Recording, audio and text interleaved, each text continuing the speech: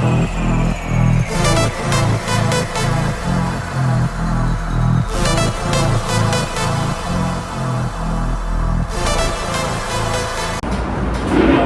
kali jumpa nih. Dulu di mana? Siapa pertama? Saya beliau dulu tentara di Laut Kawin. Saya datang pada 69. Nah, saya masih sekolah. Wabarakatuh. Ya, alhamdulillah hari ini kita bersyukur sangat sebab kita ada waktu melawat daripada rekan kita sendiri, yaitu ketua rekan Hidayah dari Pulau Pinang.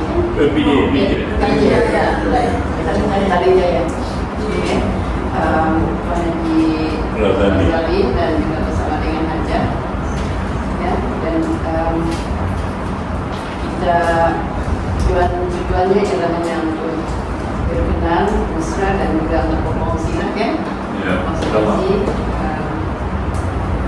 juga kepada ini ketua Hidayah yang baru juga memegang jawatan.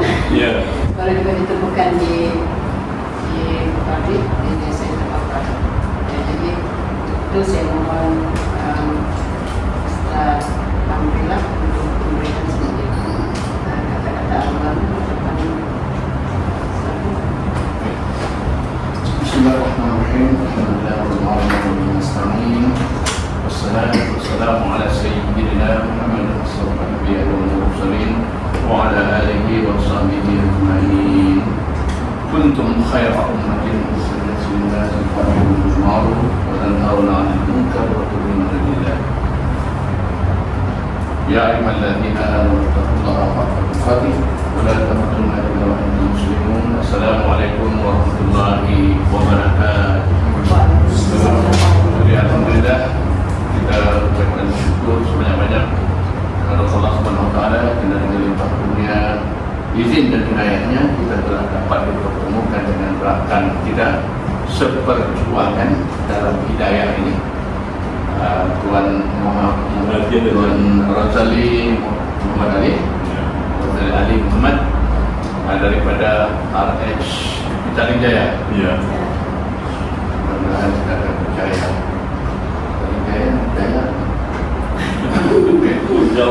Oke.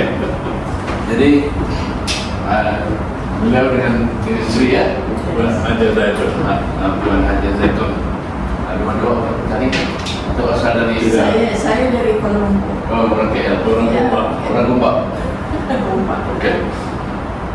Tahun lepas saya di Gombak. Ada kerabat di sini. Oke.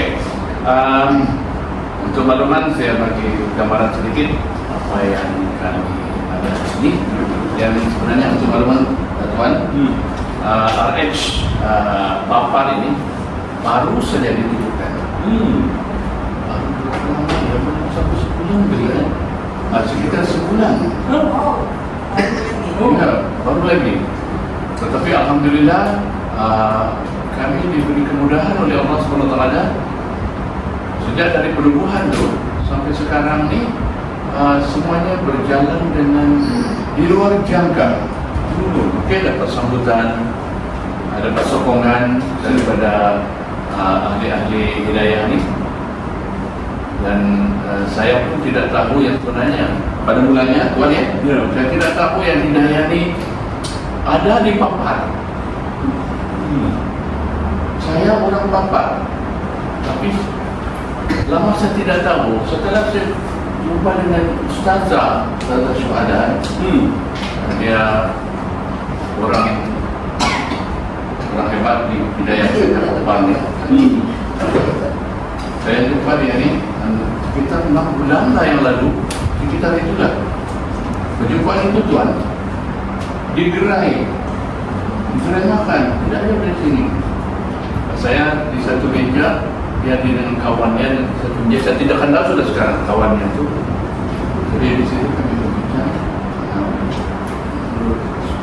saudara, boleh bantu saya? Tapi itu kita sudah hidayah, dia center. Jadi saya tak apa nih hidayah. Setelah dapat maklumat daripada dia, saya alih-alih dengan apa, saya masuk juga dengan internet ni, baru saya tahu bahawa hidayah itu rupanya sudah lama kawan. Jadi sejak kami bertemu dengan dia, buat kedua kalinya tuan, kedua kalinya setelah 5 bulan kali. Selepas itulah kami berjumpa di satu acara sambutan Maulidur Rasul peringkat daerah Papua.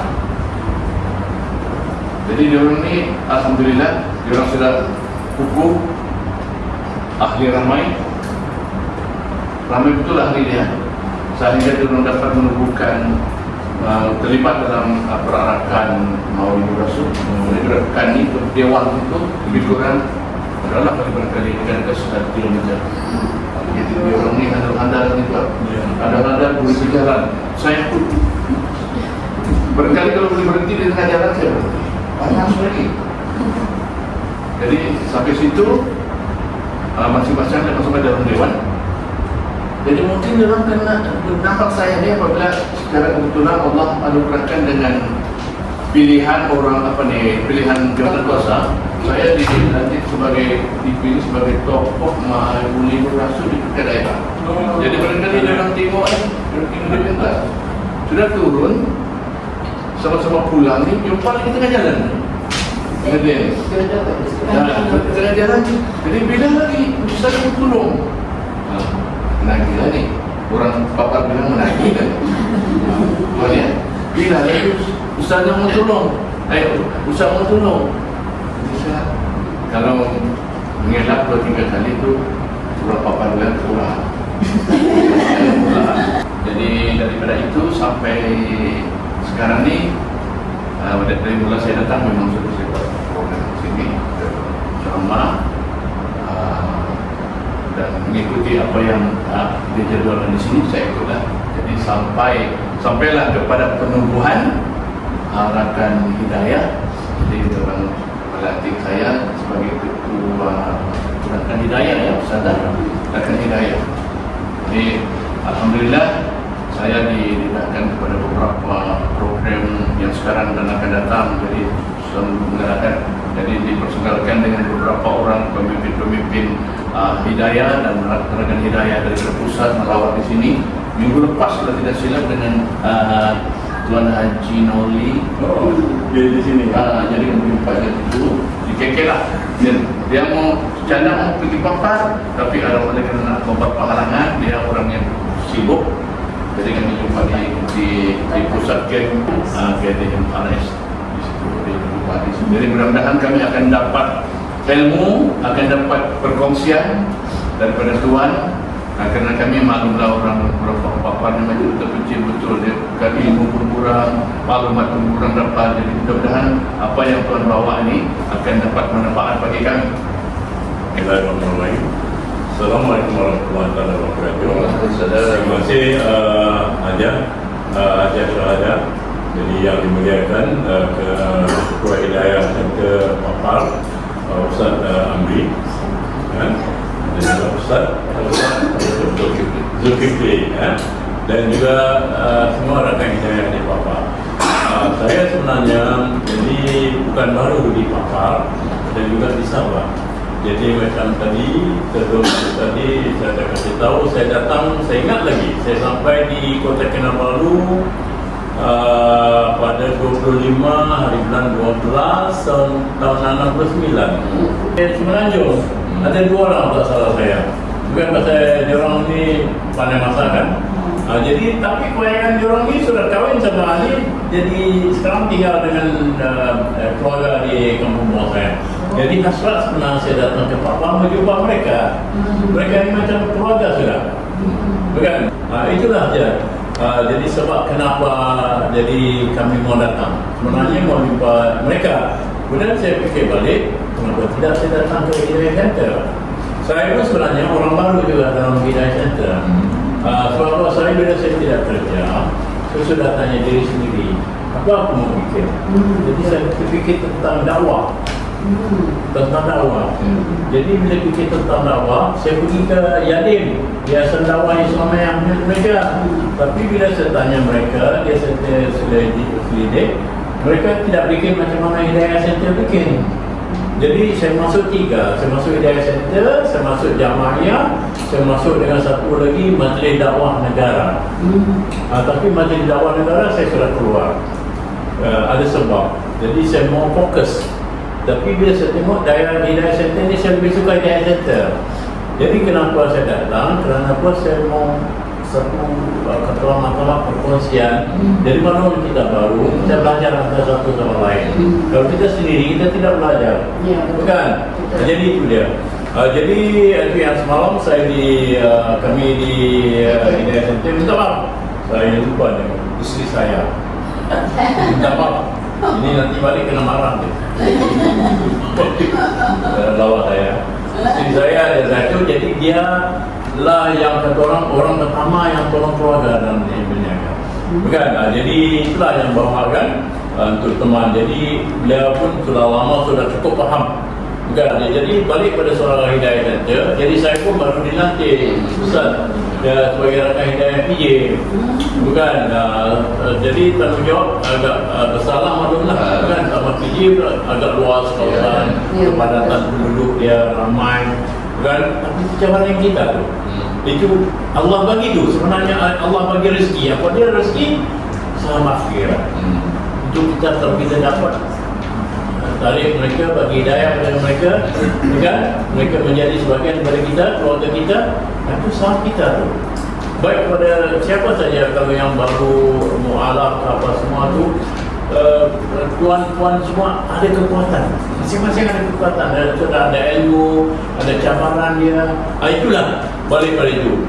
Jadi semalam saya tengok di rakan Hidayah Kota Kinabalu, yang bagusnya saya tengok mereka ada kelas ramai seorang tu. Jadi dia ada juga terapkan dalam soal perniagaan. Saya sokong sangat. Kenapa saya sokong? Sebab apa? Kita tidak mau kita bikin ini rakan Hidayah, program kita macam kita ada macam lawatan ke masjid, orang-orang bukan Islam datang ke masjid, kita jelaskan pada peranan masjid kenapa ada itu menara, kenapa dia ada kubah bulat, kenapa tempat imam dia jadi begitu. Bukan? Ada sebabnya, bukan dibuat begitu. Kemudian macam yang dibuat adalah selain pada lawatan masjid, jadi mereka macam orang-orang bukan Islam, dia kalau tengok masjid, dia macam takut lah. Dia kata ini tempat, wah tak boleh masuk kena marah ni, nanti apa nanti? Dan kena halau lagi. Kita tidak mau gitu. Kita mau jadi friendly pak. Bukan? Jadi dia ni, kalau boleh dia datang, dia kata boleh saya tahu masjid macam mana, saya tengok, boleh tak? Jadi kita rasa macam happy lah. Kan? Itu je. Jadi itu sana sudah dibuat. Bukan? Jadi bila dia sudah dekat, dia macam lebih dekat dengan kita. Macam di tempat saya, kami tinggal, ada yang Cina ramai pun kita buat gitu. Bila sudah masuk masjid, macam ini Ramadan, kita sudah bikin, mereka buka puasa sama kita.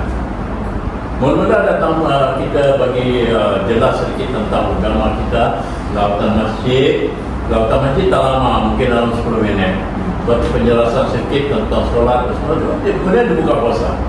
Bila dia buka puasa, dia tengok macam mana kita puasa dan dia faham sikit apa sebab puasa. Dan tapi puasa semua orang tidak nafikan. Bukan Islam, orang putih ke orang apa, Kristian ke Buddha kan, dia tahu hikmahnya puasa. Bukan? Dia tahu tu. Terutama sekali orang yang jaga kesihatan. Bukan? Itu dia mereka tidak kata orang tidak petikai lah. Lepas itu, dan dia tengok kita solat tarawih, solat maghrib, solat tarawih tadi. Bukan? Itu dia sedikit banyak. Jadi program macam selalu yang dibuat di sana tu macam bagi flyer ke, macam itu berhubung dengan Islam ke. Kemudian kita ada surat ada kelas-kelas kan, kelas-kelas. Even macam saya tidur di hotel 2 malam yang lepas, ada Bible tu. Jadi saya pergi minta kepada hotel, saya kata boleh saya ambil tak? Saya tidak mau ambil terus, itu berdosa. Salah kita. Kalau ambil daripada di bilik itu baca di bilik. Tidak salah kita baca. Kalau ikutkan bagus kita baca. Tapi syarat agama kita, sebelum kita baca dan mendalami agama yang lain, kita kena kekuatan kita kena faham juga kita punya kitab. Al-Quran kita. Kan itu dia, jangan kita terperangkap nanti, kan? Jadi itulah. Jadi balik pada itu, saya macam di Kota Kinabalu bila mereka buat itu kelas bubuk keusahawanan, saya suka tu. So sebab buat saya kebetulan saya ada bawa kurma, tapi saya tidak tahu ramai ada ni kan, saya ada. Nanti boleh ambil rasa, bagi rasa itu dalam tu, plastik tu, bukan, tak ada untuk rasa. Rasa, saya bawa kurma. Jadi saya cakap dengan mereka, insyaAllah nanti kita jual kurma. Jadi bila kita jual kurma, jadi siapa yang mau jual ke kampung dia ke, atau pergi ke kedai ke, newspaper seluruh Sabah, Sarawak dan Brunei. Itu yang datang 4 tahun ni pergi sampai ke orang ke Tawau sana kan semua tu. Kan itulah kes banyaknya. Jadi balik pada Hidayah Center ni, itulah masalah saya. Kalau boleh saya nak tolong Hidayah Center mungkin especially di sini, di KK, di Papa, di Tawau Sarakan ini untuk kata orang pembangunan saya kan. Apa di jalan kalau ada rezeki kita jumpa dan kita boleh kata orang tolong satu sama lain dalam jawab saya kan. Itu dia. Itu saja saja yang boleh saya katakan. Terima kasih. Okey, Ajar. terima kasih banyak.